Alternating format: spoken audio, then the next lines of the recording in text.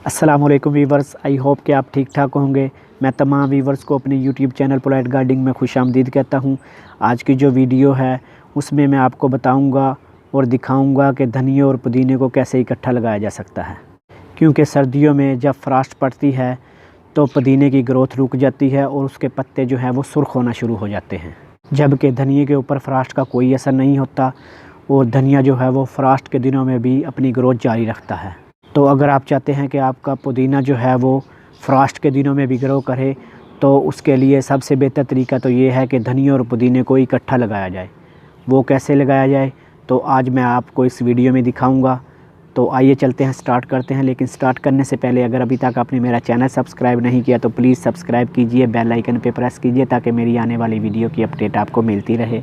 तो आइए चलते हैं, स्टार्ट करते हैं। वीवर्स, धनिया और पुदीने को इकट्ठा लगाने के लिए सबसे पहले जो है वो मिट्टी तैयार की जाती है और मिट्टी को 10 से 12 इंच जो है वो नीचे की तरफ नरम किया जाता है।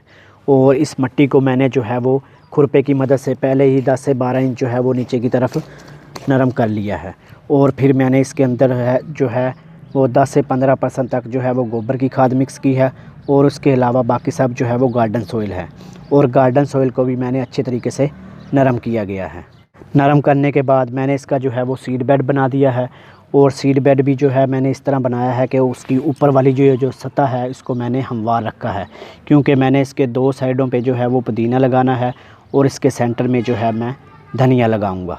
और इस सीड बेड के जो बैरूनी किनारे हैं इनको मैंने सीड बेड से ऊंचा रखा है ताकि जब मैं इसको पानी लगाऊं तो पानी जो है वो बाहर ना जाए, बल्कि जो है वो इस सीड बेड पे ऊपर लगे हुए तमाम पौधों को जो है वो मिलना चाहिए। वीवर्स, जब सीड बेड तैयार हो जाए तो फिर इसके अंदर जो है वो पुदीने की कटिंग लगाने का अमल आता है। और ये जो पुदीने की कटिंग है मैंने जो है वो बाज़ार से पुदीना लिया और उसके पत्ते जो है मैंने घर में इस्तेमाल कर लिए। और जो कटिंग बची इसको मैंने 5 से 6 दिन के लिए पानी के अंदर रख दिया और उसके बाद जो है इसकी जड़ें निकल चुकी थी और इसके जो ये पत्ते हैं वो भी स्प्राउट हो चुके थे। तो अब मैं इस क्यारी के अंदर लगाऊंगा। पहले एक साइड पे जो है वो 1/2 इंच जो है वो मिट्टी खोदूँगा और उसके अंदर जो है ये कटिंग रख के ऊपर से हल्की सी मिट्टी डाल दूँगा। और इसी तरह मैं दूसरी कटिंग लूँगा और एक कटिंग से दूसरी कटिंग के दरमियान जो है वो 5 से 6 इंच का फासला रखूँगा और 1/2 इंच जो है वो मिट्टी खोद कर उसके अंदर कटिंग रख कर ऊपर से हल्की सी मिट्टी डाल दूँगा। और इसी तरह करते करते पहले एक साइड पे कटिंग लगा लें और फिर इसी तरह जो है वो दूसरी साइड पे कटिंग लगा लें। और जब कटिंग लग जाए तो फिर जो है वो धनिए को लगाने का अमल आता है। तो उसके लिए सेंटर से एक लाइन खींचें। जब लाइन लग जाए तो फिर धनिए का सीड लें और धनिए का जो सीड है इसको 2 हिस्सों में डिवाइड कर लें। और फिर जो है वो 4 से 6 जो है वो बीज लें और 1/2 इंच जो है वो मिट्टी खोदें, उसके अंदर सीड रख कर ऊपर से हल्की सी मिट्टी डाल दें। और एक सीड से दूसरे सीड के दरमियान जो फासला है वो 3 से 4 इंच का रखें और 1/2 इंच जो है वो मिट्टी खोद कर उसके अंदर सीड रखें, ऊपर से हल्की मिट्टी डाल दें। इसी तरह करते करते जो है वो तमाम जो है वो सीड बेड पे लगाते जाएं। जब वीवर धनिए के सीड और पुदीने की कटिंग जो है वो लग जाएं तो फिर इसको पानी दे दें। 6 से 8 दिन के बाद जो है वो पुदीने की जो कटिंग है ये ग्रो करना शुरू कर देंगी और 8 से 10 दिन के बाद ये धनिए के जो सीड लगाए हैं ये जर्मिनेट हो जाएंगे। तो इस तरह ये जो दोनों हैं वो अपनी ग्रोथ शुरू कर देंगे। 40 दिन के बाद वीवर्स, ये वो पुदीने की कटिंग है जो मैंने लगाई थी, ये बहुत ही अच्छे तरीके से बढ़ रही हैं और इनकी ग्रोथ जारी है।